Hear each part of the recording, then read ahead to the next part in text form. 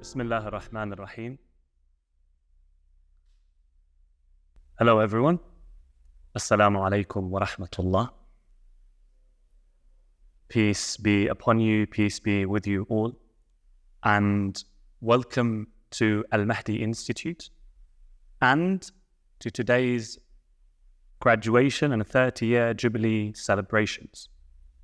It's a pleasure to have you all with us today as we celebrate the achievements of our graduates, honor our esteemed honorary awardees, and reflect on the successes of Al-Mahdi Institute over the last 3 decades. My name is Raza Jishi. I'm a proud student of Al-Mahdi Institute, and I shall be your host this afternoon, so help you God. Allow me first to just get a few housekeeping points out of the way. So first, please, if I may ask you all to keep your phones on silent so as not to disturb the proceedings. Very important, so the toilets are located at the end of the corridor on the right. Third, we are not expecting any fire alarms today, but if one goes off, please panic academically in an orderly fashion as we exit the building and meet at the fire assembly point at the lodge near the entrance to the grounds. And last, there is a limited parking in the car park. However, if anyone has parked on the roundabout or in front of someone else's car, please could you move it now and park on the road where there is plenty of parking available. To begin today's proceedings, I would like to invite Qari Muhammad Ali to recite a few verses from the Holy Quran.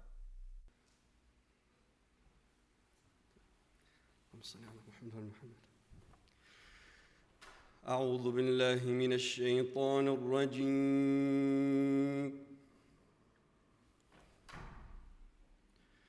بسم الله الرحمن الرحيم.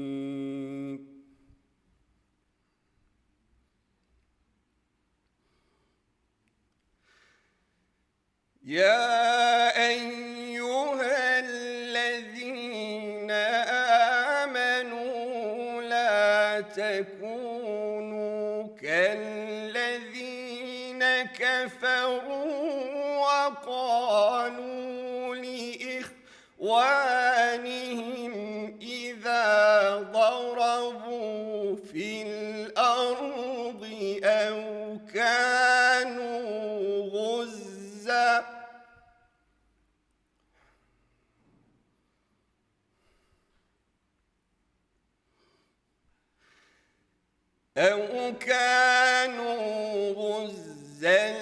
لو كانوا عندنا ما ماتوا وما قتلوا ليجعل الله ذلك حسرة في قلوبهم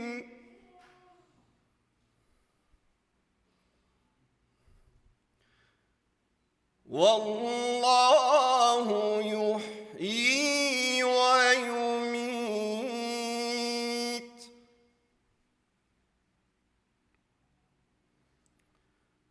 والله بما تعملون بصير.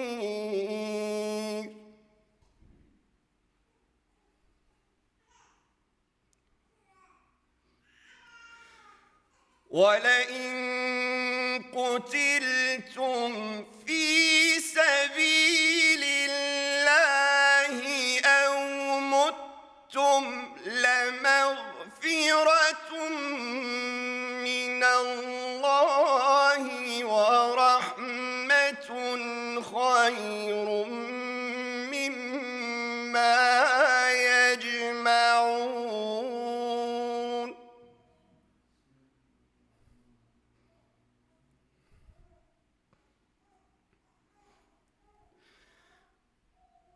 ولئن مت أو قتلتم لإلى الله تحشرون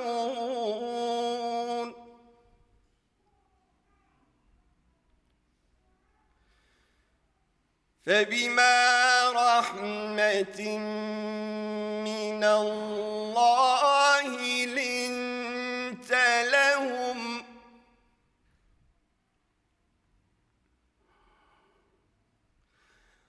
ولو كنت فظا غليظ القلب لانفضوا من حولك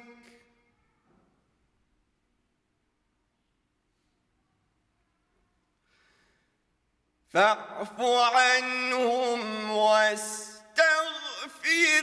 لهم وشاورهم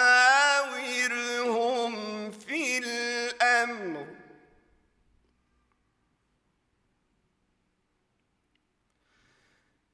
فإذا عزمت فتوكل على الله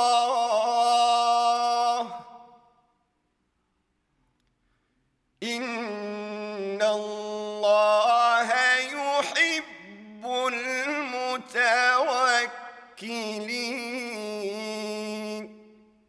صدق الله العلي العظيم صلوات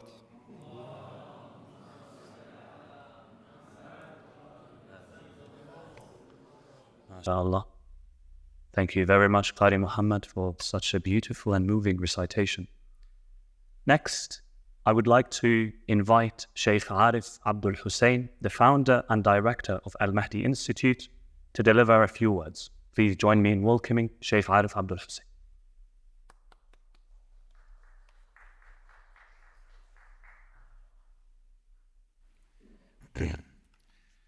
Bismillahir Rahmanir Rahim. Alhamdulillah Rabbil Alameen. Wassalatu wassalamu ala ashrafil anbiya wal mursaleen wa alihi at-tayyibin at-tahirin wa ashabihi al-muntajibin wa man tabi'ahum bi ihsan ila qiyam yawmiddin. Amma ba'd, assalamu alaykum jami'an wa rahmatullahi wa barakatuh. Peace be with you all and good afternoon. I am indeed honored to be in your presence today and given an opportunity to say a few words. Standing here, I feel nothing but a humble sense of gratitude to God and to the community at large for allowing me to be a part of this wonderful endeavor that has grown over the last 30 years, and it has reached this place. And with the will of God and the resolve of the people, may it continue to grow. From its humble beginnings to where it is today, it has not been by any means an easy journey. There have been many, many challenges and very difficult challenges. But through all of those challenges came opportunities where the Institute shaped and reshaped itself. And those who were fortunate enough to be with the Institute grew with the Institute. From here we learn that when God wishes to bring something to fruition, then every occasion, no matter how bleak it may seem, is an opportunity for greater growth and greater elaboration. As far as the team at Al-Mahdi is concerned, some of us have been here from its inception, or almost from its inception. Beginning with and I will say naive, but an arrogant, naive attitude of wanting to impart Islam to a more humble attitude of wanting to understand Islam. From an outlook that Islam is a fully packaged way of life, to a more realistic understanding that Islam is in the process of formulating itself and expressing itself with the passage of time and the challenges that time brings. From an exclusivist outlook to an inclusivist one, and from that to a very humbled, pluralistic one, where we have all acknowledged that human truth is one shared truth, and we all come with a segment of that truth. And when we embrace it, that is when we are more accurate. The Institute's success has been primarily through the support of the people and through the self-belief, confidence, resilience, and stubborn resolve of the people who make up the Institute. And I can imagine that for somebody like me and the more sort of the older team of the Institute, it might have been a little bit easier to go through these tough times. But the younger team, I can imagine it must have been a very difficult journey to face whatever they faced. But then I realized that they had this self-belief, commitment, and more than anything else, a stubborn resolve. And it is that stubborn resolve that has brought the Institute so far. The support of the community has always been there, financial and moral, always encouraging, saying, continue, we are with you, and whatever the Institute is producing is good, and we appreciate it. But there have been two people, many people have supported, and God knows them, and I commend them to God in a very humble capacity. But there are two people who have been pillars and shields for the Institute. One was Marhum Ayatollah Amini, and of course I'm honored to have been one of his students. And the other one is Dr. Sajjad Ebrahim, who is with us today. It was their encouragement, their foresight that has taken this place to where, and brought it to where it is today. Now I know my time is very limited, but having said all of this, the true success of the Institute has been the hand of God. Not the hand that was given to Maradona in the semi-finals against the UK, a more invisible hand of God, who has been directing the affairs of this Institute. I wouldn't mind Maradona's hand either, but that's a separate thing. And what I want to say here is that although the Institute has arrived at this point where it is now contributing academically and in a scholarly fashion, what I have learned in this journey of mine is that people are yearning for a deep and a substantive meaning. That was the real objective at the outset of this Institute. Not to bring religion closer to people, but religion as a means for people to find that inner satisfaction through belonging with God. A spiritual belonging with Allah subhanahu wa ta'ala. If we look at our world today, we are advanced technologically. We don't need to talk about that. We know it's obvious. We are becoming the hand of God, and we are becoming God-like. There is a lot of intellectual and academic output. There are people spread across religions and people without faith. But each and every soul is yearning for a meaningful existence. And that is something that we need to awaken to in a very real manner. That a place like this, together with shared output, with people of different perspectives, we need to talk about God. Religions have done a disservice to God by making God very uncomfortable, and people frown to take the name of God. Now I can understand why, because we have made God unfriendly. But together with presenting the teachings of God in a scholarly fashion, trying to interpret His words and the thoughts of those past masters of ours from every different faith, I think we need to talk about God beyond words.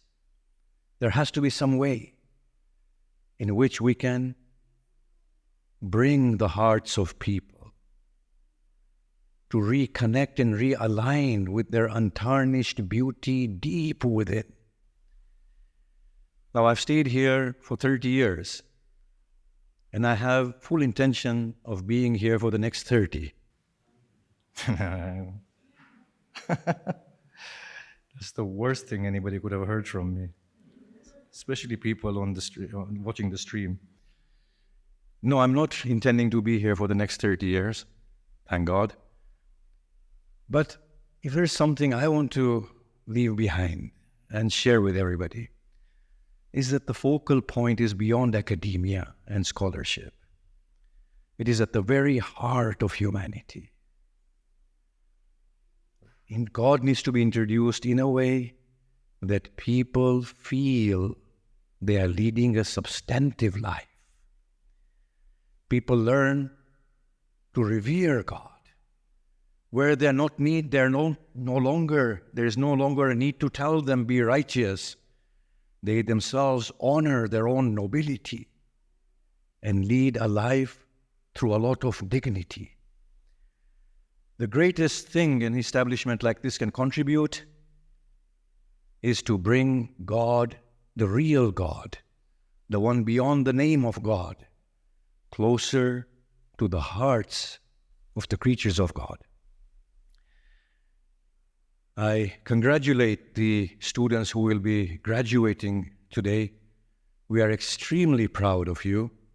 You've put in a lot of effort. This is just the beginning of your journeys. Each one of you has an individual journey, and you will be shaped and reshaped, molded and remolded.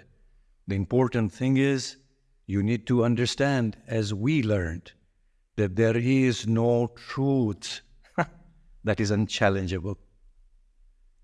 Become like water, as fluid as water. Take all the shapes that the beloved Lord imposes upon you until He finally breaks the mold in its entirety and reclaims His light to Himself. By this time you can tell that there's a spiritual person standing before you and not a director of the institute.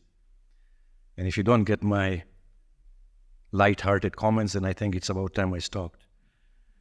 So we congratulate you, we take great pride in you, we pray for you, and we ask you to pray for the rest of us. Thank you all very much. Wassalamu alaikum wa rahmatullah.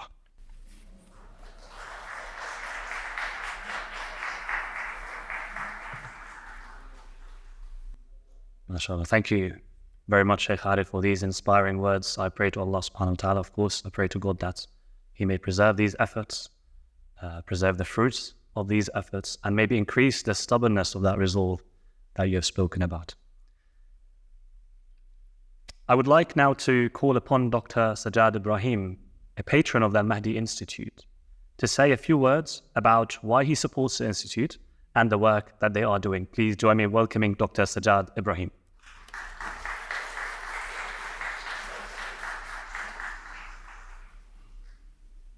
Respected scholars, honored guests, faculty and staff of Al-Mahdi Institute, especially the graduates, Assalamu alaikum wa rahmatullahi wa barakatuh.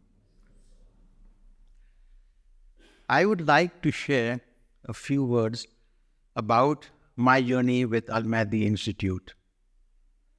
I immigrated to Canada in 1977 and soon thereafter was involved in building the first custom-built mosque in the Greater Toronto area.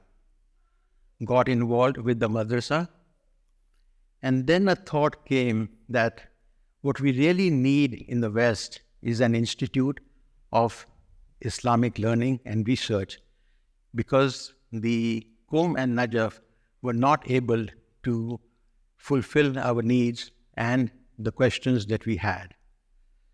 Kept looking for ways to make that happen. Also started an institute called the Islamic Education and Information Center in Toronto. However, could not find the kind of leadership that would give us what I was looking for.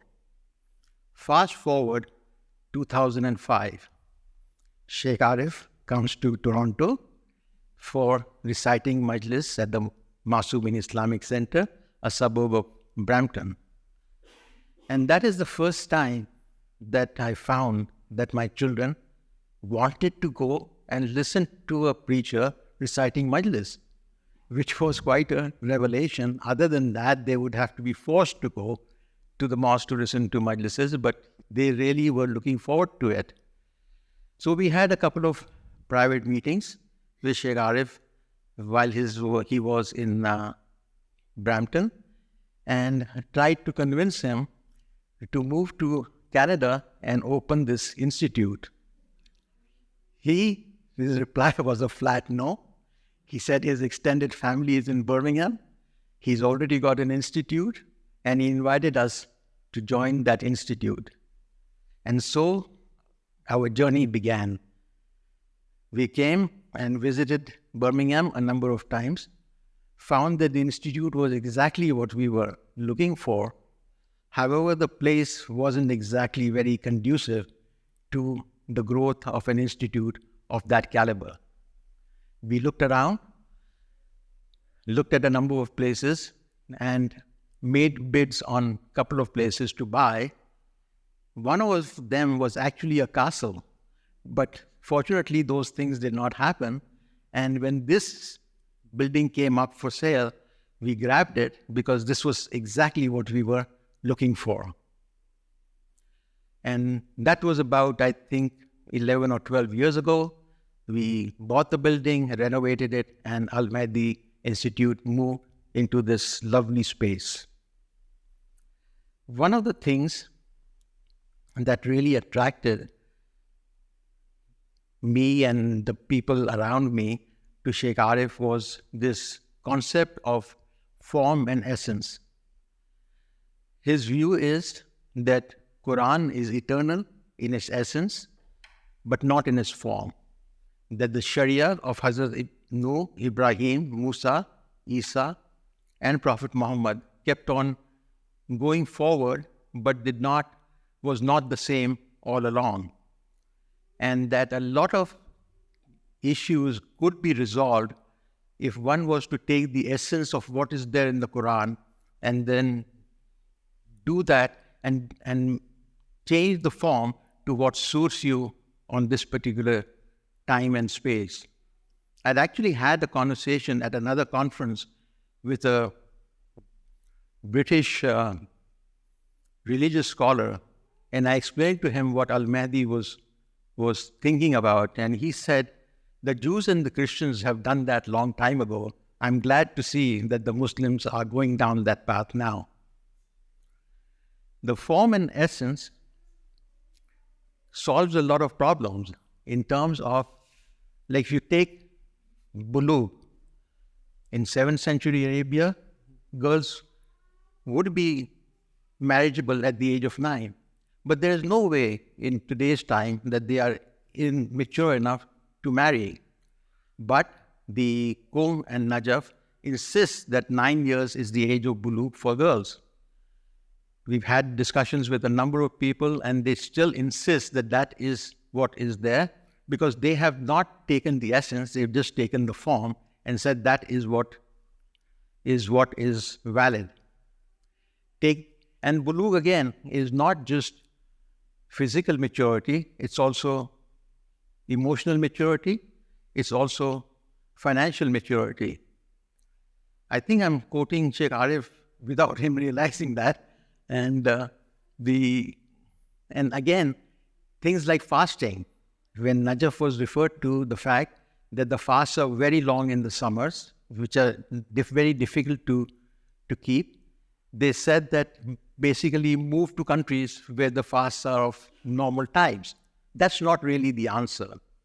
So what we were looking for, like my explanation for all this, is what we were looking for is to make Islam relevant to the children in the West. Because I felt very strongly that if we did not do that, then we would lose the next few generations of our community because they would not be interested in Islam that they could not practice. The other thing that's very appealing about what Shaykh Arif has been talking about recently is Islam and God centricity. The story that is there and our journey is really a story between us and our God, the Creator, that we do not need to fear Him, but we need to love Him, obey Him, and revere Him, and with all the reverence that one can muster, and have Him be there as part of our everyday living being in every strength that every breath that we take. Those are very, very attractive concepts, and if one can establish those concepts, I think one is on a long way to success. With the rapidly growing technological changes and even medical changes that are happening, things that need to be addressed are not being addressed by Najaf and Co. They need to be addressed in the West, and Al-Mahdi is really the only place that can really address those issues. When organ donation came about in the first place, Najaf's view was that a Muslim can take an organ from a non-Muslim but cannot give it to a non-Muslim. I mean, they have revised this thinking since then, but even for them to come up with this in the first instance does not make any sense. The issue of Eid doesn't make any sense. There are a lot of issues, the issue of homes, the issue of taqleed, a lot of those issues are issues that our children and grandchildren are not willing to accept unless we come up with alternate solutions to those issues. And intuitively, I think we all know through our fitrah what is right and what is wrong. But I think what Al-Mahdi does is basically finds you the reasons why you intuitively think what you think and finds you the justification of what is right and wrong that resonates with you in your own heart. And for this reason, that is why I'm so committed and support Al-Mahdi Institute. Al-Mahdi is not controlled by any government, and it is a grassroots funded organization. And I would like all of you to join us in supporting Al-Mahdi because this is really the future of our community worldwide. It's an open platform for critical Muslim scholarship, which is the ethos of Al-Mahdi Institute. I would now like to congratulate the graduates. May Allah be with you and may you lead a God-centric life. AMI is looking for students worldwide to do their Hawza program for 3 years and then come, and AMI will then sponsor them to come to Birmingham and do their 4th year and get an MA from the University of Birmingham and go on and lead a very productive life. Thank you for listening. Assalamu alaikum.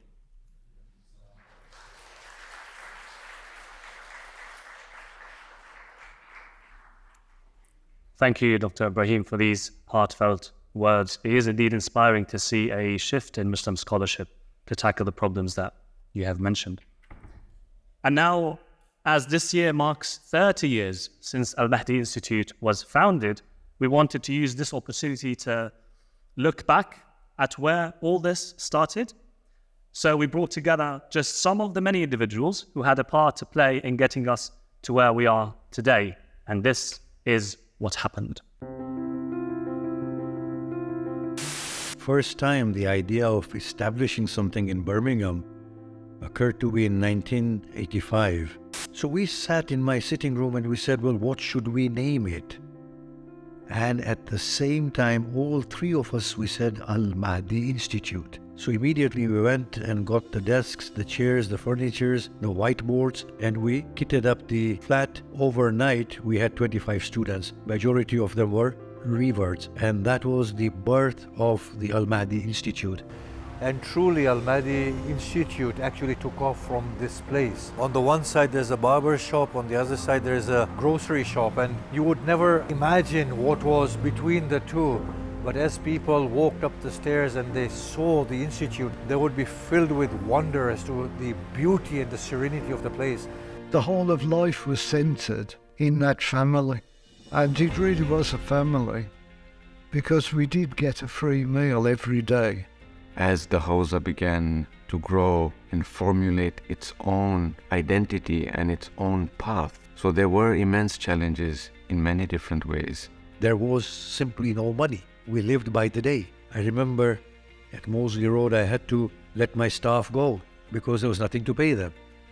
And I would teach the students 8 hours a day. I was the only teacher. We come to 2010. When we said we really do need to move into a bigger building. So we saw a building on Moseley Road. It was very nice.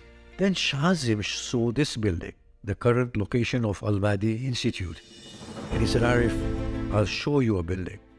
Of course, there were immense financial challenges, how we could undertake such a huge commitment. And of course, people were very, very skeptical. It's such a big building, and what will you do? And even my team at that point, my young team, they didn't know what will happen, and they were lost, and they were very comfortable at Moseley Road where they could manage everything. This is a vast building, unending. From the time they move here, you can see a big change in the quality of the service, the managerial achievements they have, thanks to many good people who were working here, and you can't ignore their, contribution. There is no comparison from a little room to what it is today.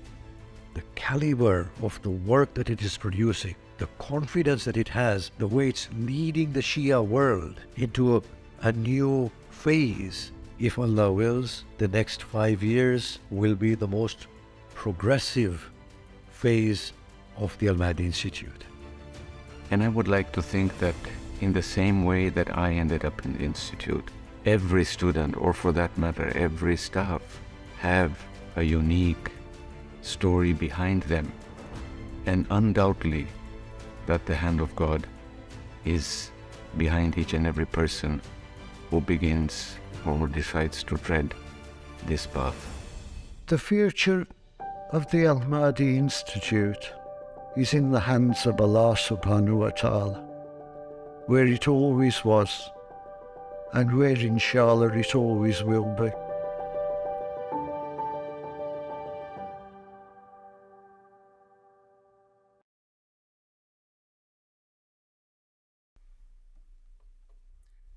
Now that we have looked back, it's time to tell you what we have been up to more recently and what the future looks like for Al-Mahdi Institute.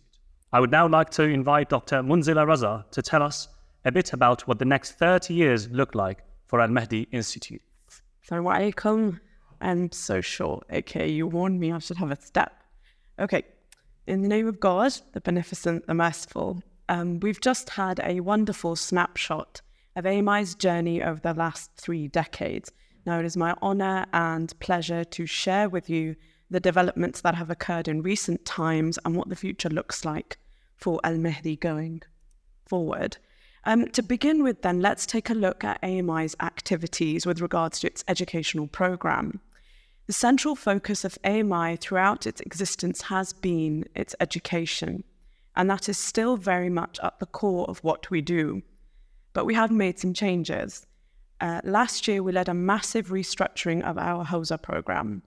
This was a risk, but one that we can see has paid off. We dispensed entirely with the notion of semesters and instead introduced a 4-level system which will take our students from complete beginners to an advanced level of knowledge of Islamic studies. Enrollment is now open throughout the year, and students can begin their educational journey with us at any time that works for them, and it is fitted around their commitments. Previously, many classes were restricted to certain times of the day, which many students struggle to join. Now we combine recorded lessons, which can be watched in a student's own time and at their own pace, with a tutorial, where students can book meetings with their teachers to go over any questions or issues they may have. The success of this model has exceeded our expectations. The flexible structure means that it caters to those who want to study with us to gain more knowledge and may take 1 or 2 courses here or there, as well as those who intend to complete the entire program and then progress onto a career in research, teaching, and even community leadership. This model has also allowed us to expand our curriculum, and we have several optional courses to complement our core program. Many of these have already launched, and there are others in development. The proof of the success of this model is evident from our student numbers. We now have over 100 students with us from across 5 continents, and this is one of the main reasons we did this. We are able to reach more students than ever before. Something else which we are incredibly proud of is our collaboration with the University of Birmingham to provide an MA in Islamic Studies. Students who successfully complete our program are able to proceed straight onto the MA, and they are offered a full scholarship to do so. This collaboration has already seen several of our students graduate with MAs, many of whom are here today. We also had the opportunity to launch our transfer student program last year. This was to recognize the increasing number of students who have completed studies at other hawzat around the world and who would like to come to AMI to continue their studies and also undertake an MA. This program enables these students to undergo a series of interviews and examinations with our faculty members to determine their level. After this, they are placed within one of the 4 levels to complete the required courses. And then they are also able to benefit from the collaborative MA. The first example of this initiative is here today, Syed Imran, who is graduating. Moving on then to AMI research. By restructuring our Hawza program, more space has been created to put a lot more emphasis on our research activities. And this is where we have been the most active over the last year and where we will continue to be going forward as well. Firstly, our research activities have now been organized into specialized departments, each dedicated to a specific area of study.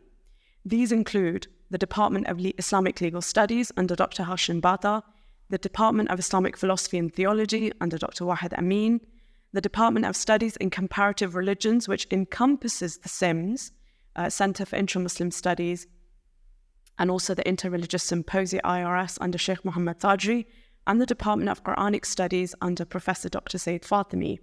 And we have good news too. In the near future, 2 new departments will be launched, inshallah.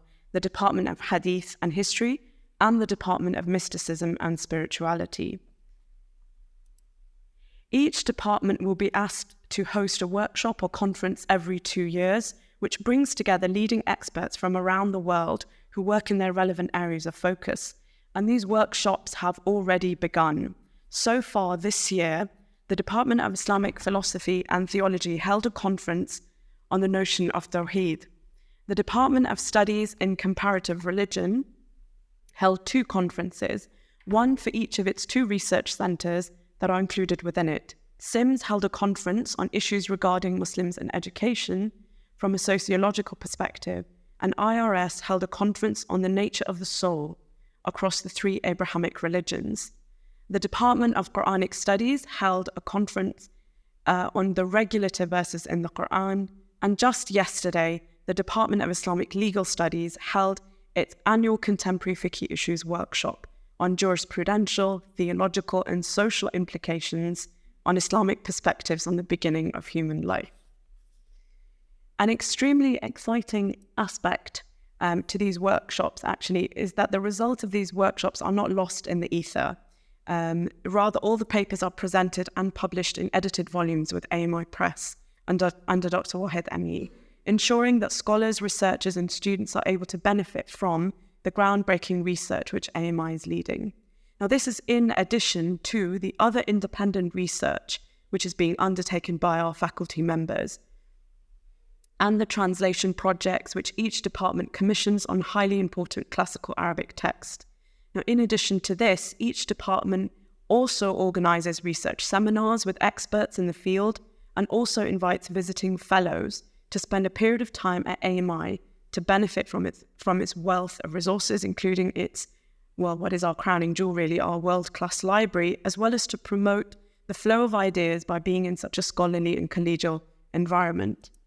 This year, we had 3 visiting fellows join us: Dr. Haydar Abdullah from the University of Religions and Denominations, Professor Raza from the Iranian Academy of Sciences, and Dr. Nabil Hussain from the University of Miami. Each contributed greatly to the ethos of AMI, using the opportunity to teach short classes, engage in the conferences and workshops, and interact with scholars from AMI and beyond. Now, finally, demonstrating that the work undertaken by AMI doesn't stay within the confines of academia and scholarship, we are incredibly proud of the work we do, which feeds from our educational and research activities and has an impact on grassroots Muslim communities around the world.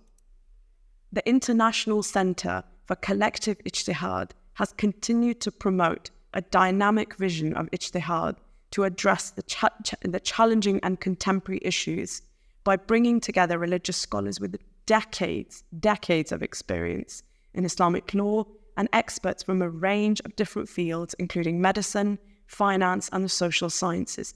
The ICC empowers grassroots Muslim communities by providing them with detailed evidence and justifications across a wide spectrum of issues to allow them to then make informed decisions. The Centre for Decrees and Doctrines has continued its role as a platform for scholarly collaboration too, fostering dialogue and consensus building amongst diverse Muslim perspectives. They aim to promote unity and cooperation amongst Muslim scholars from different schools of thought. It seeks to provide a comprehensive and inclusive approach to address contemporary issues and challenges faced by Western Muslims today. To end then, through the work that AMI does in its education and research departments, as well as those beyond, our aim is this. We aim to be a hub for scholars of Islam to come together and push the boundaries to realize our vision of being an open and honest platform so that critical Muslim scholarship can not only continue but thrive, God willing. So with that, I thank you for your attention. I hope you enjoy the rest of the program, and I end with congratulating our graduates as well as their families on such a wonderful achievement. Thank you.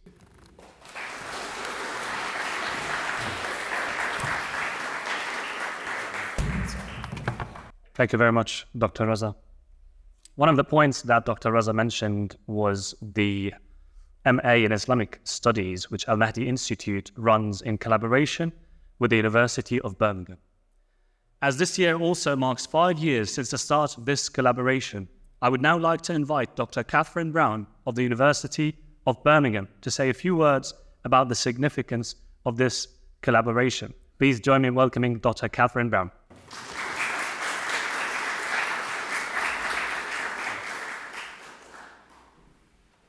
It is with real pleasure this afternoon to be here to celebrate with Al-Mahdi not only the 30 years of its existence, but also the 5 years of the collaboration. Distinguished guests, honoured scholars, graduands, welcome, and thank you so much for the honour of speaking here today. The University of Birmingham prides itself on being the first civic university in the United Kingdom. Usually this is translated into the idea that it is somehow entirely secular and that there is little space for religious knowledge or religious learning. But this is, in fact, a misunderstanding of its early commitment. The university was, in fact, and remains proud to have been the first university in the United Kingdom to accept both staff and students of any religion, of any denomination. And as the head of research in the School of Philosophy, Theology and Religion, this is something that I am incredibly proud of. One of the challenges of bringing a diverse community together is recognizing that knowledge is not fixed. It was a real pleasure to hear Shaykh Arif speak about this, to speak of the two-way street of learning between different forms of knowledge and bringing them together so that we may all grow. Indeed, this is what the partnership between Al-Mahdi Institute and the University of Birmingham has sought to do, is so that both institutes may grow, not just in student numbers, but actually in terms of knowledge and learning and mutual appreciation. Our future challenges here in the city of Birmingham, but also regionally and worldwide, cannot be solved in silos as just one way of learning, one way of acknowledging life, and one way of being. Instead, we must grow together to find diverse, dynamic, and inspiring solutions. I would argue that our graduates at the University of Birmingham through the MA program, but also here at the Hausa, are at the forefront of that ambition, of providing new ways of thinking, but ones that honour the past, honour academic integrity, honour scholarship, but also recognise that the future is a place that we have yet to fully comprehend. As a result, it is also really exciting, and I must say with a tinge of envy, to hear the dynamic and exciting opportunities here at the Al-Mahdi Institute for the next 30 years. It is a real commitment from the community here and from their staff and students to be willing to engage in such diverse, exciting, and relevant work. Too often, academics such as myself and, regretfully, our esteemed scholars, theologians, and preachers, we tend to sit often in our ivory or theological towers. And what we have to say is sometimes lost in translation. But one of the things that I admire, and it is one of the reasons for our commitment to the Al-Mahdi Institute, is a willingness to ensure that the knowledge and our learning is pragmatic and translatable. I don't just mean in whatever language, literally, whether it's French, German, Arabic, Yani, whatever, right? But translatable to our everyday lives, so it holds relevance and meaning and practicality. The other part that I would like to commend our students here, the graduates especially, is the amount of work, effort, and dedication that has gone into achieving these qualifications. It is no mean feat to have studied effectively twice, to have studied here for the Hausa, but also for the MA program, to have studied for a Hausa and to be committed to that. It is something that requires a strength of will, resilience, and that stubbornness that we heard about earlier. Knowing as well that we wish actually to see our graduates graduate, I'm going to call an end here to my words. But I would ask you all to hold into your own hearts and commend them for their efforts and their endeavours, and may they be an inspiration to us all to remain steadfast, stubborn, but also continuously learning as our lives progress into that unknown future.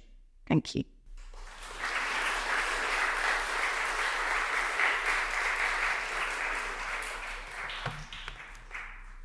Thank you very much, Dr. Brown. During our graduation ceremonies, we also like to take this opportunity to honour individuals who have made significant contributions to humanity and to the field of Islamic studies by awarding 2 awards: the Sajjad Ebrahim Humanitarian Award and the Ayatollah Amini Award for Academic Excellence. This year, the Sajjad Ebrahim Humanitarian Award is awarded to Mr. Mukhtar Karim, the Chief Executive Officer of the Lady Fatemah Trust. The Lady Fatemah Trust is a UK-based, non-profit, non-governmental, faith-based humanitarian organisation. It was formed in 1997 when the founder, Mr. Amir Ali Karim, who had a history of charitable activity in his native country, Kenya, realized the vision of a different way of serving humanity. Starting with a personal $5,000 donation from Mr. Amir Ali Karim himself, the Trust has now distributed over $25 million in donations to its various projects in over 18 countries and territories. Starting with widowed, divorced, and deaf mothers, the Lady Fatemah Trust empowers whole communities in the world's poorest places to transform their life chances. Through strengthening the mother, communities and societies can be strengthened to recover from conflict and disaster relief. The Lady Fatemah Trust aims to maximize the effectiveness of its projects and programs to lift families out of the grip of poverty in a sustainable and scalable manner, working with local communities and governments for longer-term effectiveness. The Lady Fatemah Trust works in local partnership to improve physical and mental health, support access to good quality education, and create sustainable incomes through unique programs like Brothernomics and Mothernomics. Holistic programs like the Mental Health Program in Zanzibar strive to sustainably transform maternal and early childhood health, eliminating avoidable deaths and suffering for over 500,000 babies over the next decade. This will be achieved through partnership with local government and community-led organizations with cutting-edge research accessed through the leading clinical researchers and attracting funding to centralize the holistic delivery of the work through effective partnerships and culturally sensitive interventions. Safe and secure access to water is also a key theme in Lady Fatemah's Trust's work, as over 5 million litres a day can be accessed through the Lady Fatemah Trust's global projects enabled through renewable resources. I would now like to invite Dr. Sajjad Ebrahim to join me on stage to present the award to Mr. Mukhtar Karim.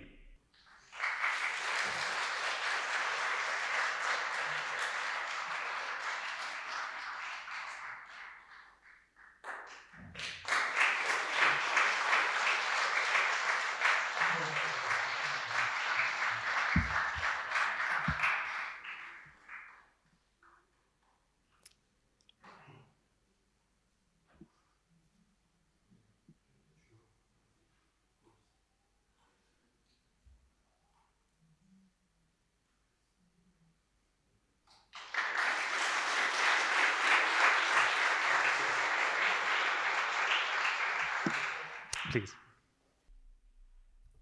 Just one thing that I wanted to say earlier, which I did not, that it's only God's grace that Al-Mahdi has reached where it is. God has promised in the Quran that if you take one step towards me, I'll take 10 steps towards you. And Al-Mahdi is a living proof of that promise of God coming true. Thank you.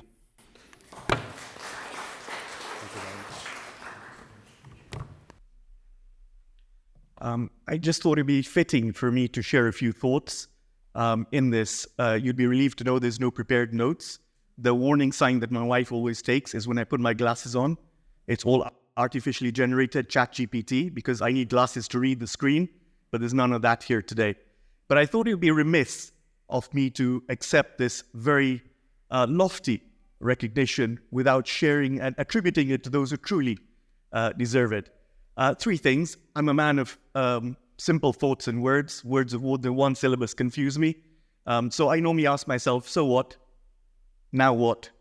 And then what?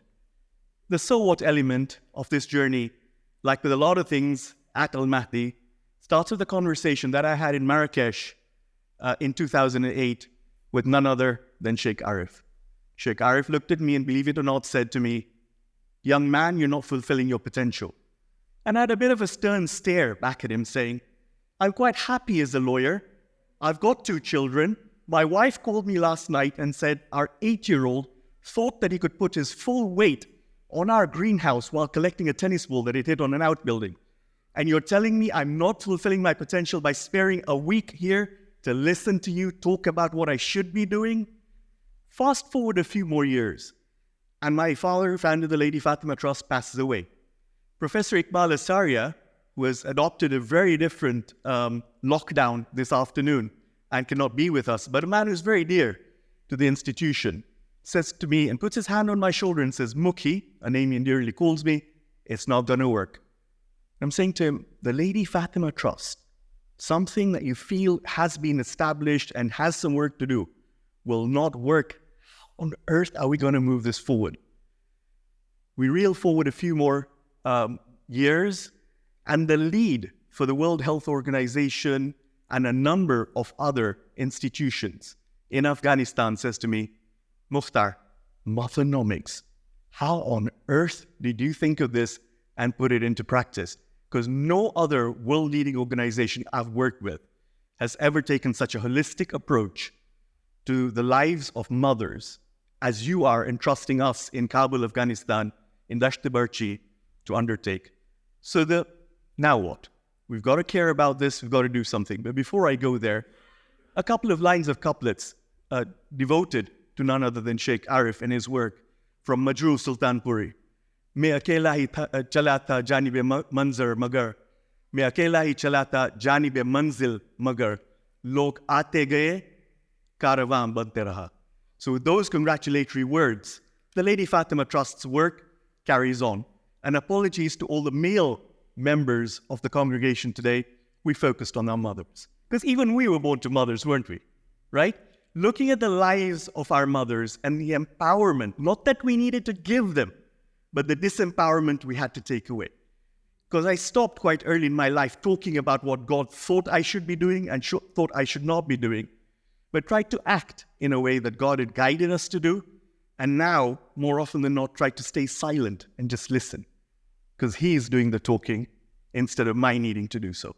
So in focusing on the lives of mothers, the Mothernomics program takes shape, and we look at holistically transforming the lives of mothers around there, addressing the poverty of resource, which every charity worth its salt can go out and do, but the charity of hope, the charity of imagination. So we look at a holistic program end to end to say these mothers, if they were empowered, what is it that society would be able to do to put food on their table so that there's no long-term dependency created? However opportunities took place in bringing them to where they are today, let us just respect the fact that they are where they are and something needs to be done to move them without our constantly needing to intervene on handing it out. And I kept getting quoted the verse of the Quran back, وَيُطْعِمُونَ الطَّعَامَ عَلَى حُبِّهِ يَتِيمًا وَمِسْكِينًا وَأَسِيرًا.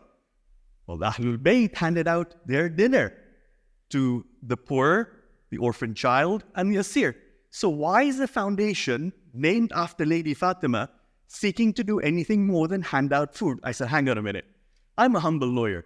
I've got to look at the job description that these noble family of the Holy Prophet had to do. Was their job description handing out food parcels? And something a little more powerful emerged to say the day job was a little more involved than going and handing out food. Then a second thought, and I'm amongst a company of lofty scholars, forgive me and correct me for no Islamic scholarship, but having these thoughts to think out. I get the miskin, the poor man. That was the first fast. I get the yatim, the cumulative second fast. But please help me understand, on the third day, when the Ahlul Bayt had finished their first level of challenge and fed the miskin, completed the second day of challenge and fed the yatim, who was the Asir on the third day that they fed cumulatively after fasting for 3 days? And if that man was someone who in belief was against Rasulullah and therefore held captive, did they ask him to convert before feeding him? Did they ask him to say, my way or the highway, you're not entitled to my help because you're not even in keeping with the values of Islam in the city of Medina? Or in imposing these values, am I seeking, nauzubillah, with a little m to be more Muslim than Rasulullah and Lady Fatemah and anyone else? So that was the now what. The then what?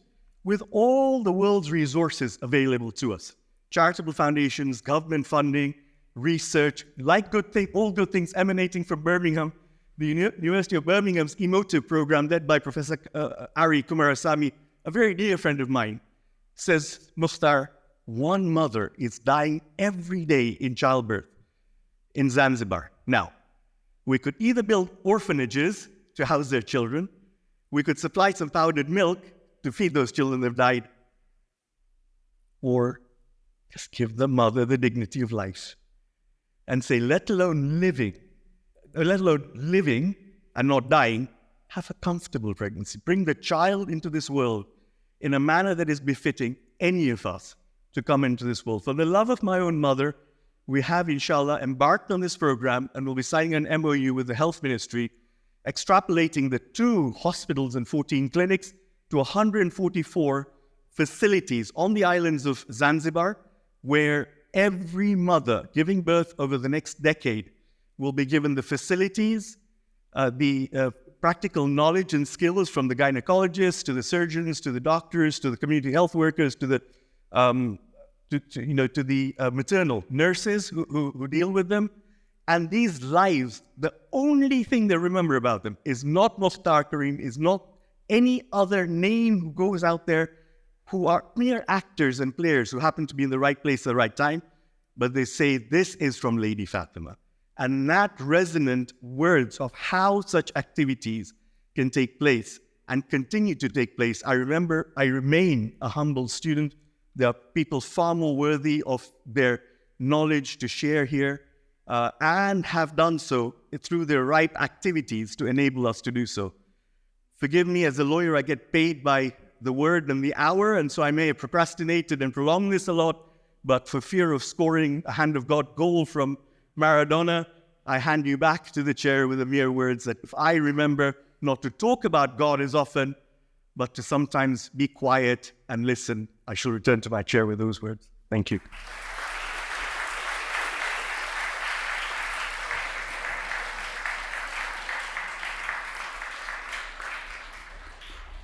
Thank you very much, Mr. Karim. Indeed, may God give you strength and keep you and the trust steadfast on your journey in achieving these lofty objectives.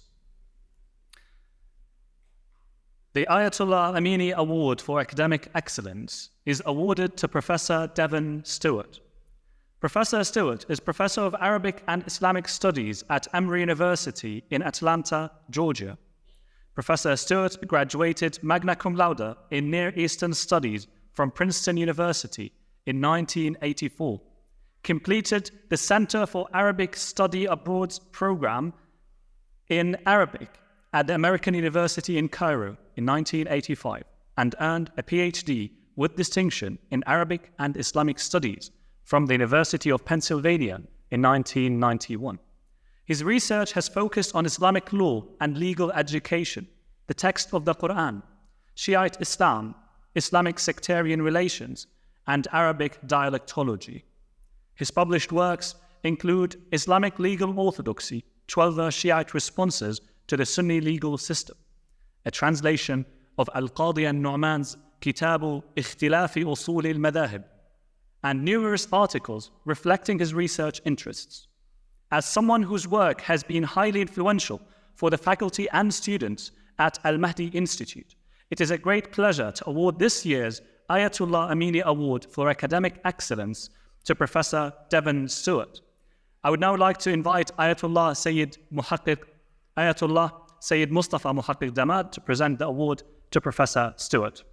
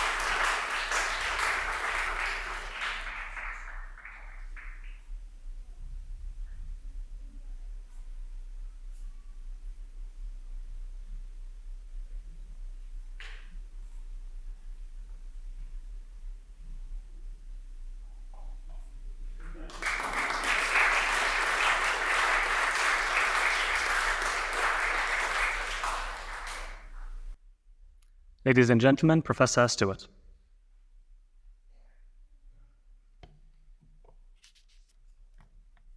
Bismillahir Rahmanir Rahim. Assalamu alaikum wa rahmatullahi wa barakatuh. The first thing I need to say is astaghfirullah.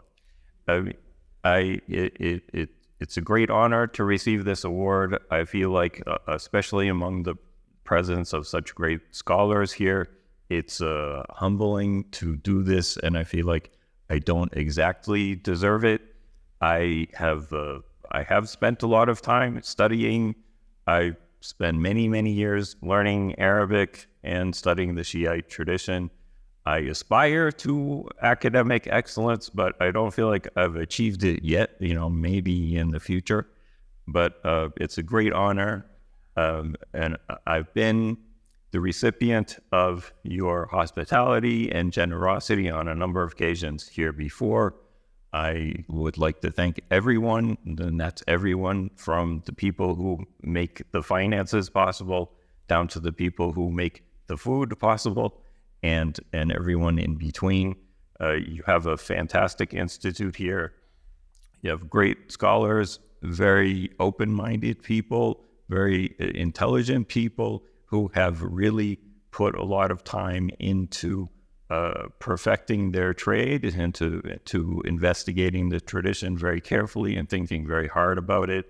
I have benefited from my time here in a number of ways. I'm going to give you one small example. When I was here, I think 2 times ago, Ayatollah Syed Muhammad, he mentioned something that I had not heard before and that really has stuck with me. He told me that للقرآن 7 بطون. The Quran has 7 interiors, right? And this, I have been trying to write about the Quran over the past few years. Not a week goes by without me thinking about this. When you think you understand everything about what is in the Quran, you see something new. You see something and you realize, oh, there's something really important here that you didn't notice before. You've looked at it many times and it escapes you. And this has kept with me. I'd like to say a little bit about my own trajectory, and then I'd like to say a few words to the graduates. I've witnessed in my career dramatic change in the attention given to Shiite Islamic studies in the Western tradition, in Western institutions. When I entered the university, I went to Princeton as an undergraduate in 1980.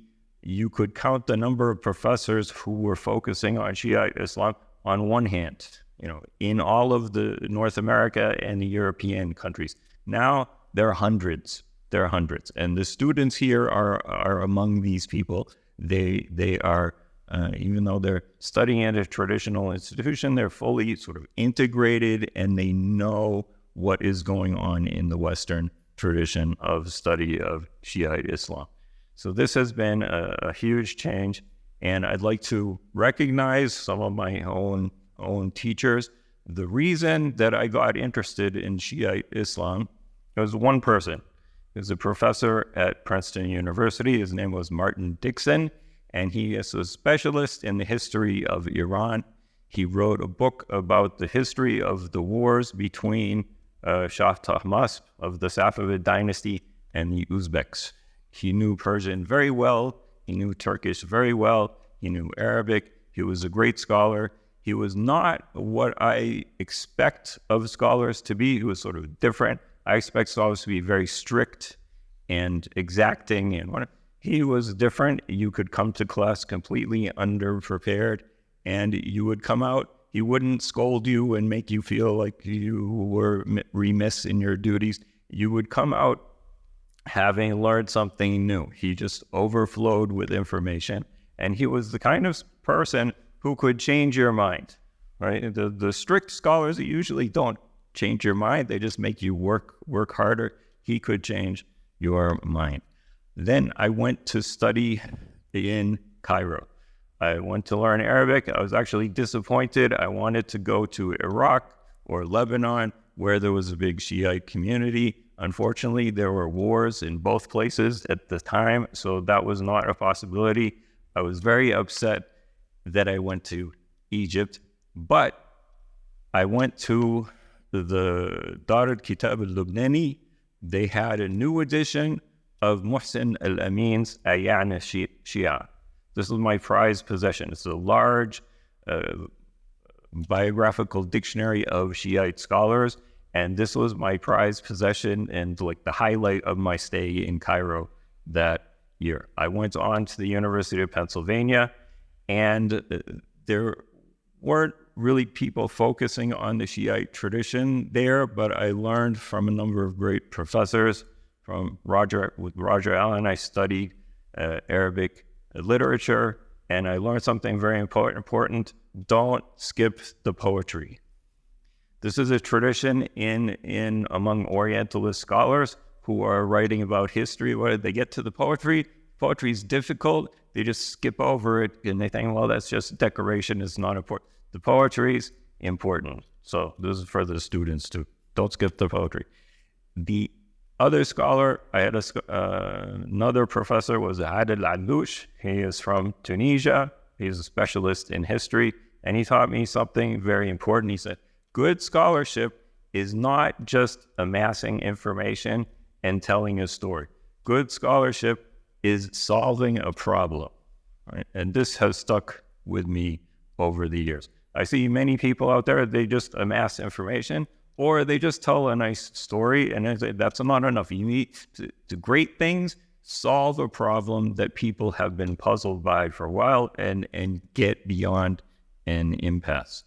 With George Makdisi, I consider really the greatest professor I've had. He was an excellent Arabist. He really made us focus on language. He made sure that you knew all of the ins and outs of Arabic grammar, which is, students know this is not an easy task to do that. And he made me focus on technical terms in Arabic, which can be very difficult, and translation. And he told me a number of things, but one is that when you're reading along and you see a word that's not translated, that's just left in transliteration, usually it means that the person doesn't know exactly what it means, right? They're just not translating that term because they didn't come up with exactly what it means. And this is important. You think, okay, if you know Arabic, Arabic is your native language, right? You're reading along. Often, if you're not translating, you're not making a decision. I mean, when you read a word, you just understand, okay, that's the word. I'll give you a simple example. The word kitab in the Quran. The word kitab in the Quran means many different things. If you're just reading Arabic, you say, okay, it's kitab. But if you're translating, you need to think, okay, which one is it? Right? Is it kitab, meaning a scripture? Is it kitab, meaning the record of your sins that is shown to you on the day of judgment? Right? Well, you need to decide when you're translating. When you're reading in your own language, you can just sort of pass over. It's like, okay, I get it. So this was a very important lesson. So I'd like to congratulate the graduates. I know you've worked very hard, you've persevered, you've fulfilled all your duties, and now you're going to go on and out into the world. I have three things I'd like to say to you. One is that your education is not over, right? So when I was graduating from undergraduate, I thought, okay, what do I know now? I felt like, I don't know how to build a car from scratch. I don't know how to do, I felt like I did not complete anything here, and I felt bad about it. Now I think, okay, I shouldn't have felt bad, right? You need to know you have learned skills and procedures that are going to help you in the future continue learning. And your job is to continue learning and to continue acquiring the skills that you can use. Now, you haven't done everything, and you might feel guilty about not having done everything. That's okay, because the sign of an educated person is that you feel guilty. You feel guilty. You have a long list of books that you should have read. Right? You have a list of foreign languages you think you should know better. Right? This is the sign of an educated person. It's just part of the existence. So, embrace it and try to scratch some off of that list. Second, I want you to think you are not marginal. right? Now you might feel, okay, we're kind of marginal here. We are, Shiites among a Muslim community dominated by Sunni Muslims. We are in a society dominated by Christianity. We are not in Najaf or in Qom ourselves. We're quite far away. But I want you to think about this. If you look at Shiite theology, they're similar to the Catholics in this. If you look at the theology, it's quite unforgiving and harsh, right? The Catholics say, nulla salus extra ecclesiam. There's no being saved outside the church, right? The Shiites say the imams are like Noah's Ark, right? If you get on the ark, you're okay. If you don't get on the ark, you're not okay, right? Now, you might think that would cause Shiites to be quite inhospitable to everybody else, right? And not have understanding for people with different views. But if you look at history, it's the opposite. You see, not only in my own experience with people like yourself, but also with, if you look historically, the Shiites could have chosen isolation. They could have chosen to say, well, all the other Muslims are wrong, so why should we care, right? The Shiites never did that. They consistently emphasized that we are the center. It's our duty to be an example for everyone else.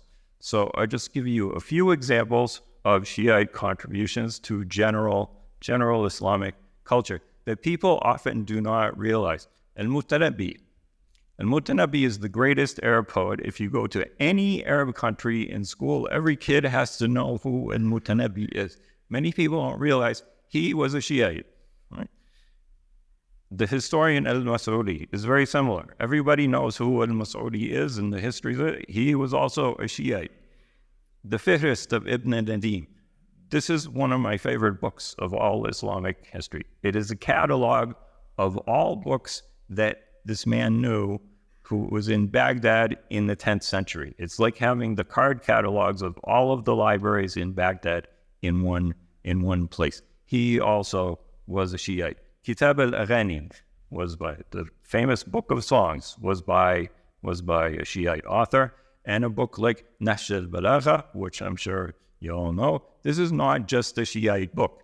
This is a book that addresses all Muslims and all humanity. So I just want you to think about that. The third thing is that you are in a tradition, right? You are by your education in this institute, you are participating in a tradition of learning that is much larger than your education or even than this institute. It's related to a tradition of Shiite learning that goes back centuries and centuries. If you look at the curriculum, the traditional curriculum, and judge by the books, right, you'd say it goes back to about the 13th or 14th century of the Common Era. This makes it a tradition that's as old as the oldest universities in Europe.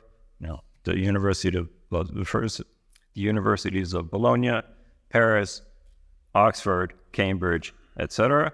And it has been preserved despite upheavals, despite wars. It's been international, and it has been preserved not only in Qom and in Najaf, but in the villages in Jabal Aman in southern Lebanon, and in the villages in Bahrain, etc. And so you should have a consciousness of being part of this tradition. You are heirs to a tradition that has preserved not only the form, but also the spirit of medieval Islamic legal education. And it is something that has been lost for the most part in equivalent Sunni institutions, in Al-Azhar, in Cairo, in Al-Qarawin, in Fez, etc. So you have a debt not only to your teachers, but to everybody who went before them in this tradition. And it is your job to continue the tradition, to add to it through your own effort, and to try to live up to its ideals. Thank you.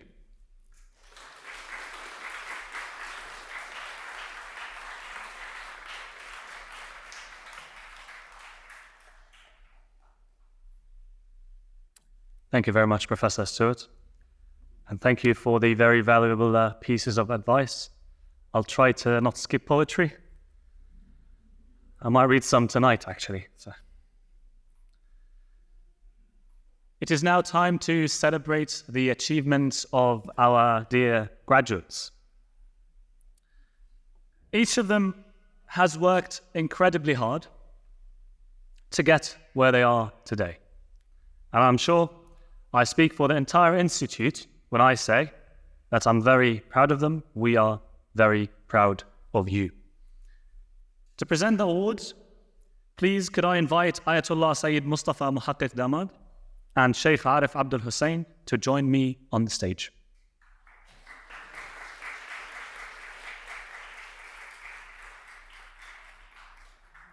Our first graduate today is Sayyid Aoun Naqvi. Aoun Naqvi completed his master's in pharmacy at the University of Bradford in 2016. During his time in Bradford, he was active at the Baytul Qaim Islamic Center, where he taught in the Saturday Madrasa and the weekly Quran classes for children. Upon graduating from university, Aoun went on to work as a locum pharmacist and joined the Al-Mahdi Institute as a full-time student in 2019. He is currently completing a master's in Islamic Studies at the University of Birmingham. Please join me in congratulating Sayyid Aoun Naqvi.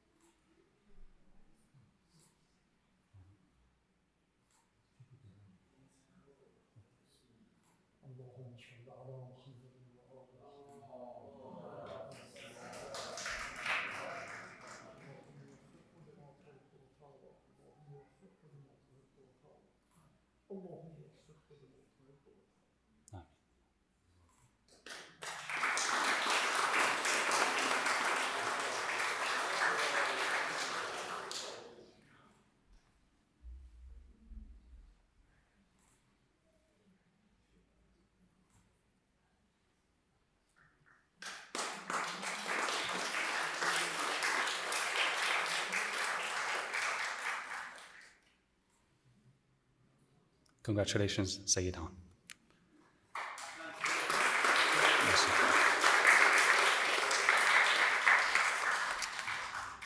Our next graduate today is Sheikh Adam Ramadhan.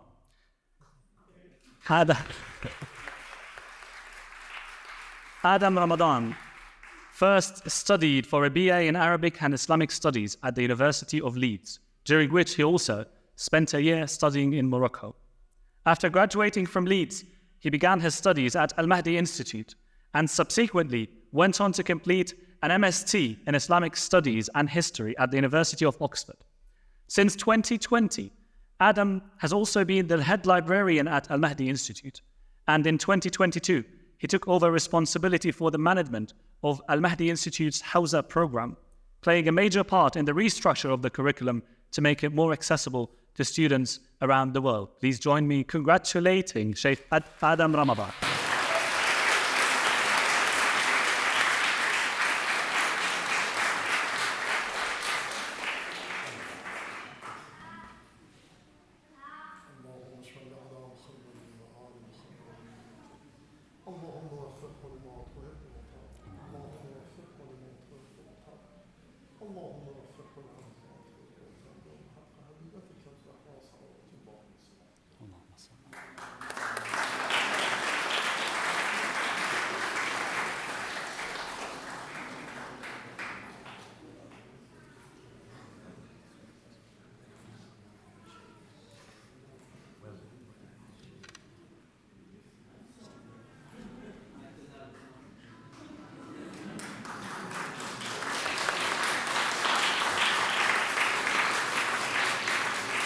Congratulations, Sheikh Adam.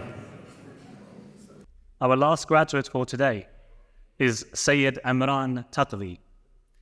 Syed Imran joined Al-Mahdi Institute as part of its transfer student program, where students with previous experience of studying in Hausa in other parts of the world are able to come to Al-Mahdi Institute to continue their studies.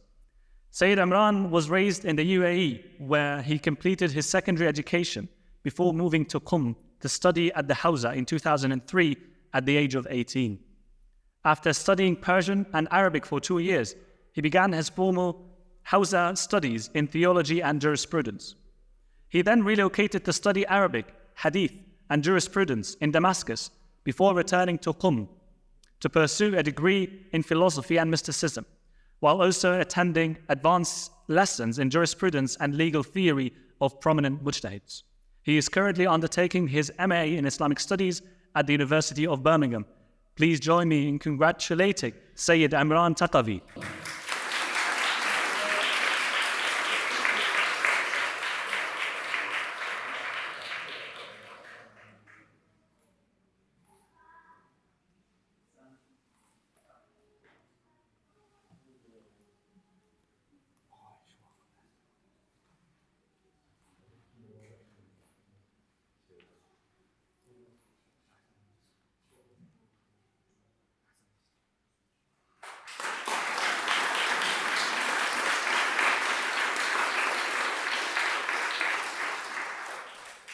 Please join me in welcoming Sayyid Imran Taqvi on stage.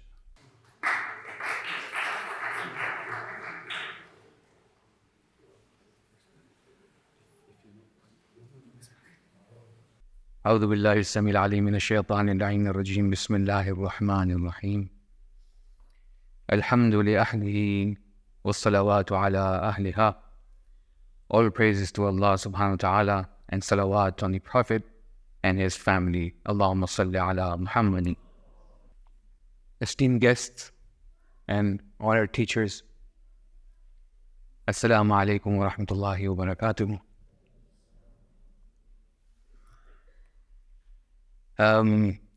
It is a great honor for me to find myself here amongst ulama, scholars, my dear teachers, my professors at university.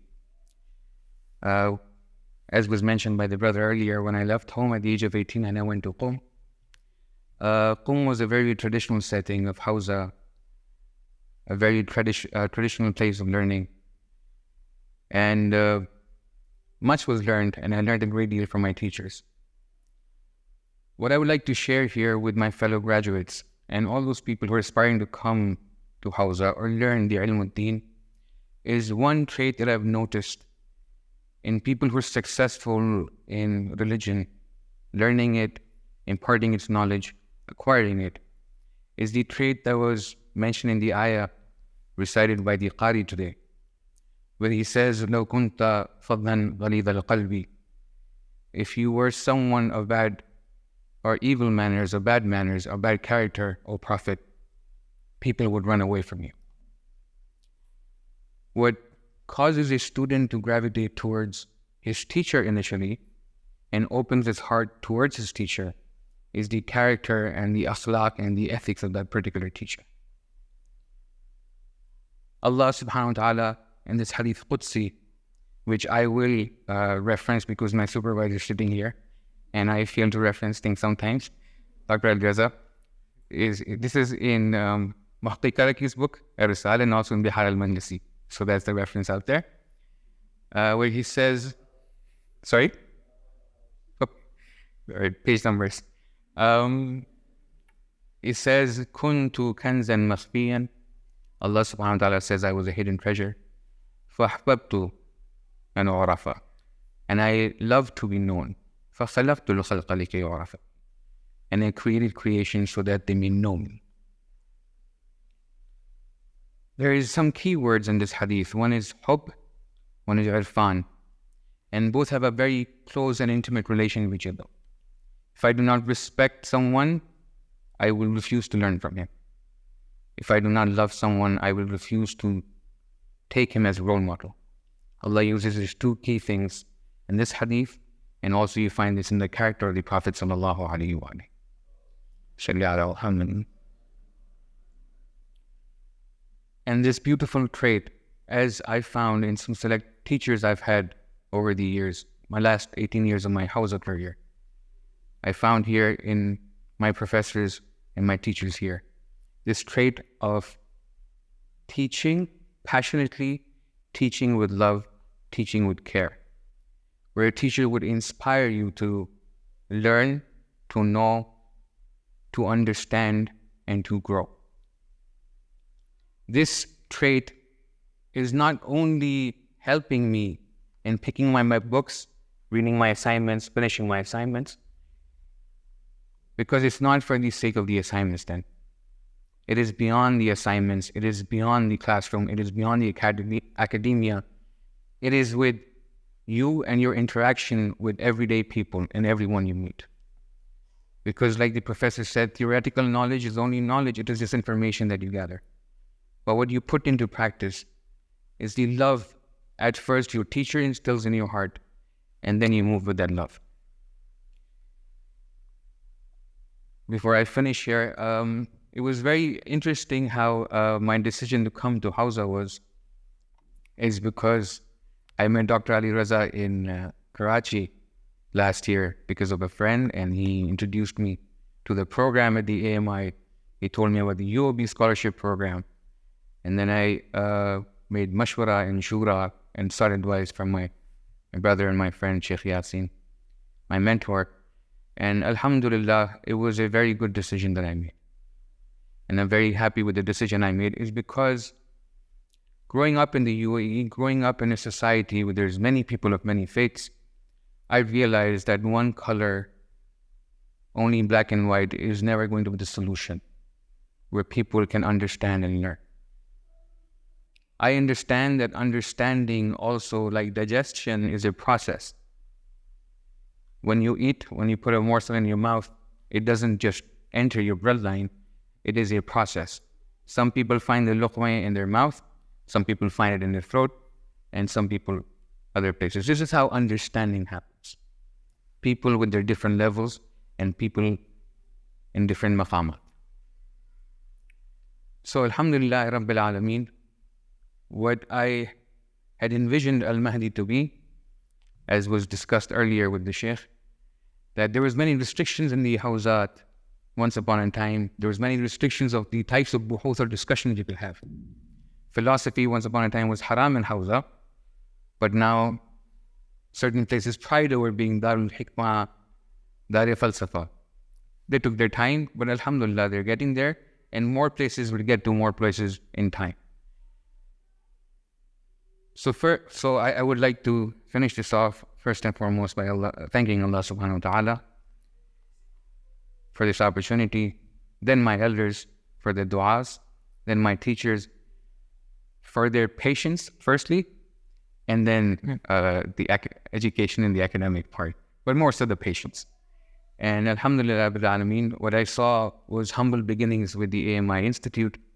A little sad we missed out on the castle, but soon inshallah, because there's a beautiful hadith, La ilaha illallah hisni, would suit the castle, but inshallah in time.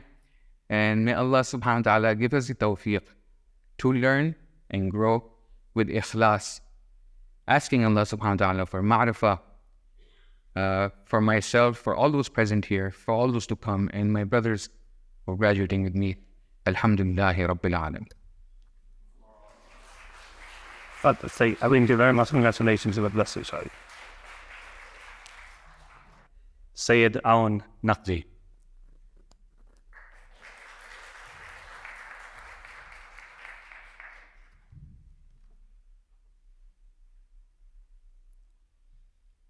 بسم الله الرحمن الرحيم الحمد لله رب العالمين الذي هدانا لهذا وما كنا لنهتدي لولا أن هدانا الله.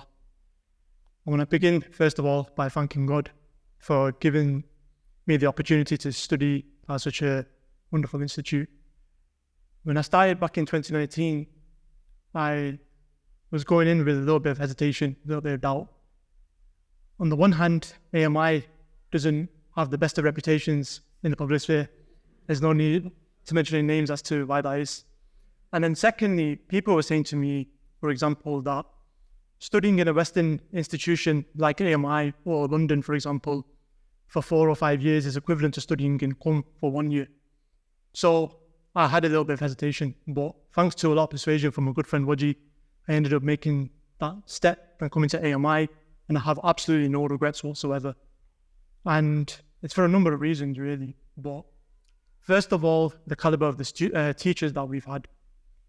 We were lucky and blessed to have teachers, many of them who have studied in the seminaries of Qom and Lebanon, for example, for a number of decades, teaching and learning at the highest levels. Beyond that, we've had teachers who have completed PhDs, who have done research topics, and dedicated their lives to studying. So we've had their expertise, we've had their wisdom and their experiences to learn from, so that our course was more refined, and that we were almost in a position of privilege, learning from their mistakes, from their journeys, and having a more refined Hausa experience. There's so many people that I need to thank, but I've literally got hardly any time. But I want to thank 3 teachers in particular who made up the bulk of my studies at the Hausa. Firstly, Sheikh Taqvi, who opened the doorways of Arabic for us all. I remember studying in classes with Sheikh Taqvi, and he would grill us with his conjugations in Arabic. And he'd ask classmates like Roa, who was one of my classmates, and she'd answer straight away. Then he'd get to me and Yusuf, and we'd spend about 5-10 minutes staring into space, naming every conjugation we could think of, making conjugations up. And to be honest, I think me and Yusuf probably contributed to Sheikh Taqvi's hair loss. So sorry about that, Sheikh. Then there was Syed Fatemah, who's like the godfather of the Hausa, the grandmaster of the Hausa. Whenever you speak to ex-students, they always praise Syed Fatemah. And for about 70% of our hours studying in the Hausa, they were spent in Syed Fatemah's classes. That's how long his usul classes were. But Syed had this unique ability to make usul classes really enjoyable, despite it being such a heavy, dense, and technical subject. And, thank you so much, Syed, for your guidance. And then finally, I had to mention Dr. Wahid. Dr. Wahid, for me, set the benchmark for what scholarship is. I remember going into theology classes and thinking I'm going to study theology. I'd come out learning philosophy, logic, Arabic grammar, Arabic language. He brings in so many different disciplines. And he really pushed me to try and work and study harder. But it wasn't just in the classes that we learned in the Hausa, but it was also outside of the classes. I remember many times experienced the hospitality of Sheikh Taqvi and his wife at his home. We've been there so many times. I remember, for example, Dr. Wahid inviting himself to my home so many times. And, learning from them, sitting down with them, and, spending countless hours from 6 p.m. till Fajr, just speaking about different topics and just spending time together. We really grew from that experience. Beyond that, I want to thank the founding members of the Institute, Sheikh Arif, and all of the other sheikhs and previous figures that have been involved in this institute. Without you guys, we wouldn't have this opportunity to be able to study at such a place. Also to the faculty members, to Roxana and Raza, who single-handedly made this place tick over like clockwork, and at the same time were holding down the jobs of about 12 different people. I still don't know how they did it to this day. And also Sheikh Mahmoud, who through his moral advice and support, and also his force, encouragement, he'd make me come and do Jummah khutbahs on a regular basis. So thank you so much for that. Finally, I wanted to give thanks to my family and my friends, to my family, to my parents, to my in-laws, to the rest of my family for the support that they've given me throughout this journey, to my wife, who's been such a solid support to me through all these years. And to be honest, I look at her even till today, I think how she's not divorced me from, having support with me for 4 years in this institute. And then finally to my friends, there's so many friends that I made along this journey, whether they were the offline friends and even the people in-house as well. But in particular, I want to thank Yusuf, who was my classmate for the first 2 years of my Hausa experience, and he used to always make time outside of class entertaining. If anyone's met Yusuf, he's one eccentric character. And remember times when we used to cycle from here to Smethwick just to get shawarma, and we'd come back and try and make Syed Fatemah's class within 10 minutes. And then I have to thank Sheikh Adam, who not only is like a brother to me, but has also been like a mother to many of us, in that he cares for us, he's always looking out for us.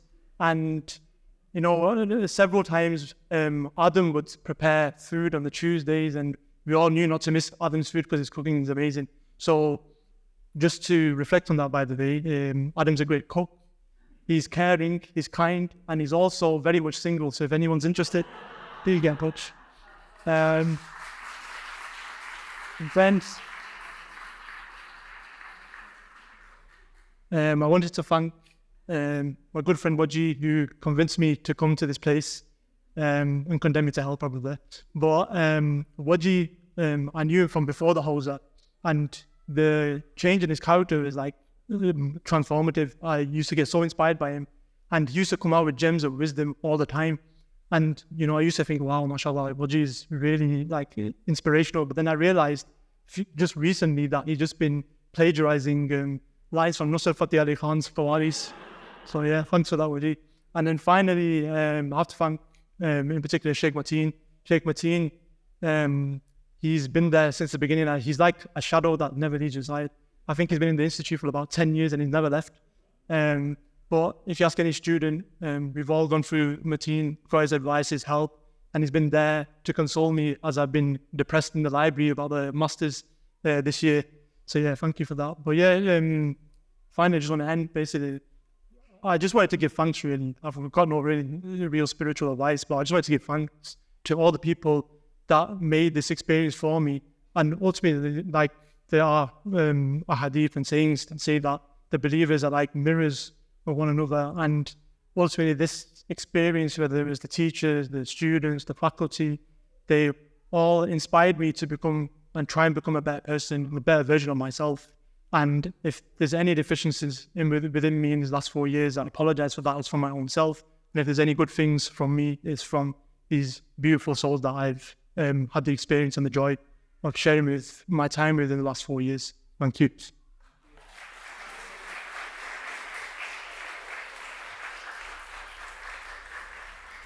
Thank you very much, Syed Aoun. Actually, I had the honor of joining Al-Mahdi Institute as well at the same time that Syed Aoun joined, and I met him here in 2019.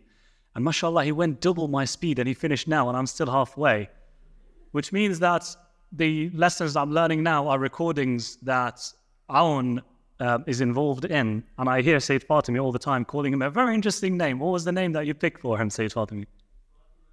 Abu Fatima al-Manchesteri, yeah, so that's Sayyid Aoun, everyone. Thank you very much, Syed Aoun, and congratulations. Shaykh Adam Ramadan.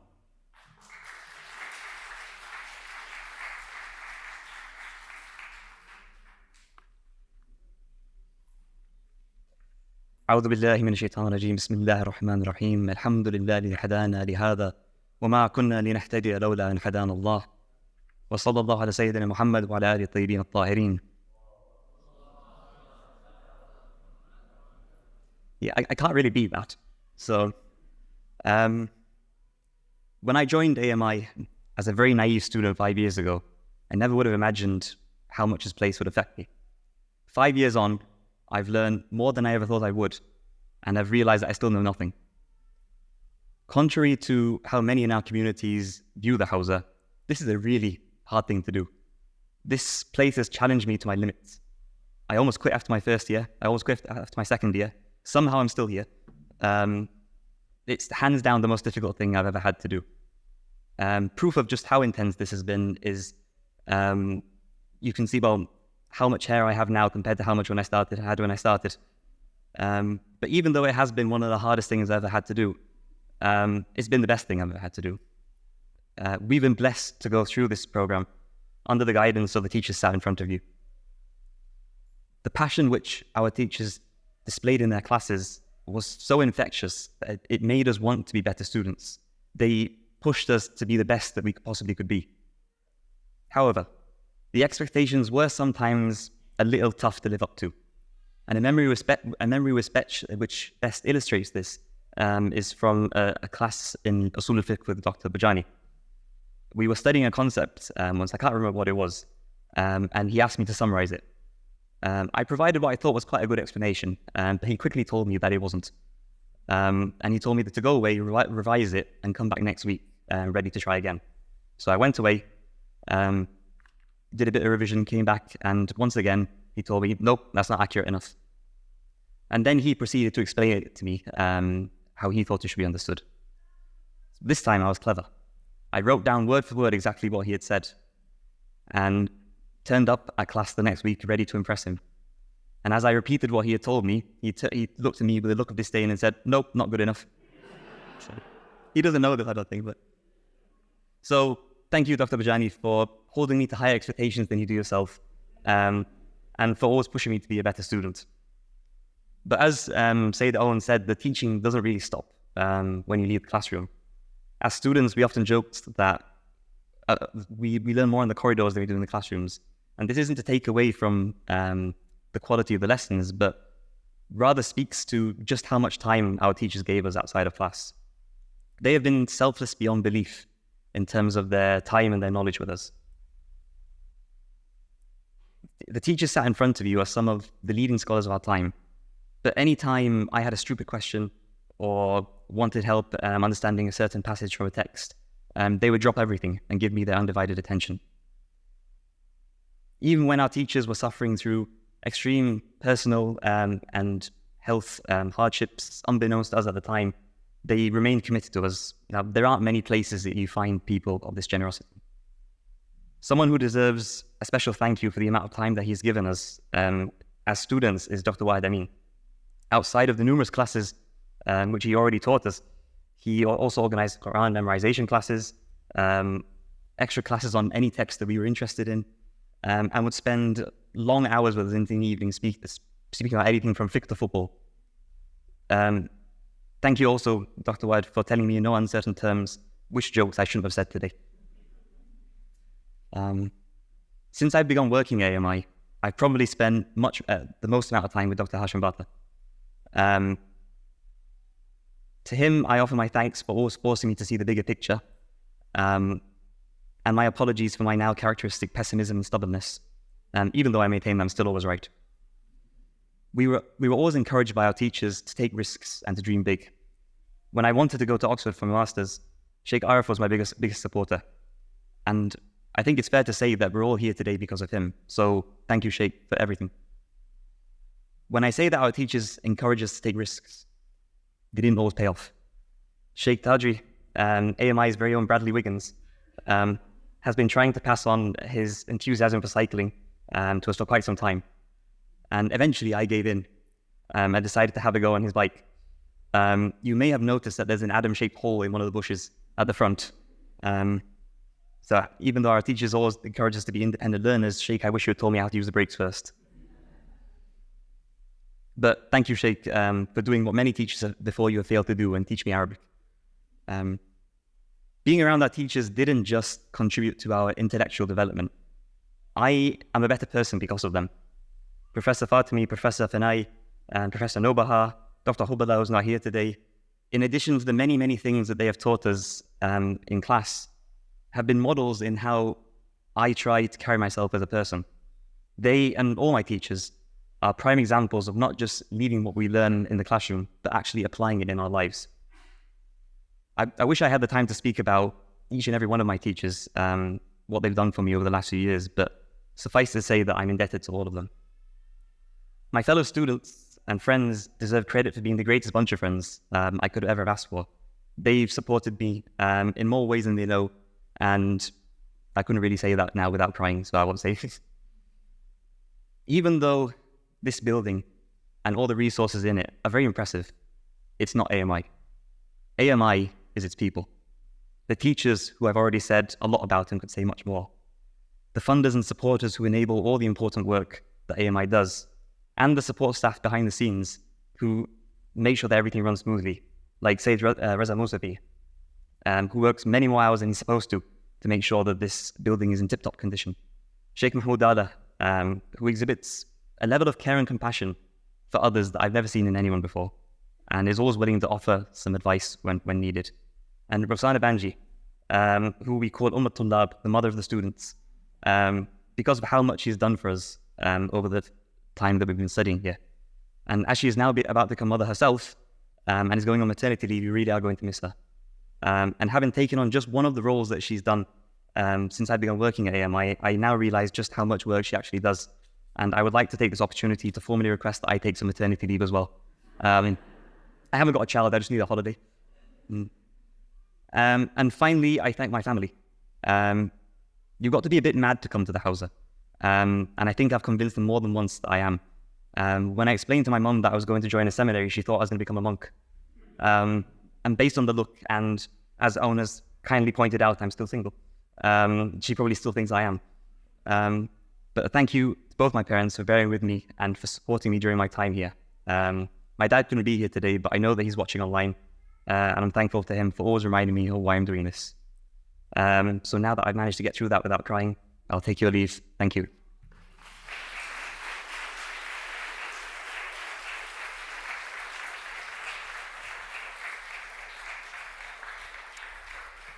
Thank you, Shaykh Adam.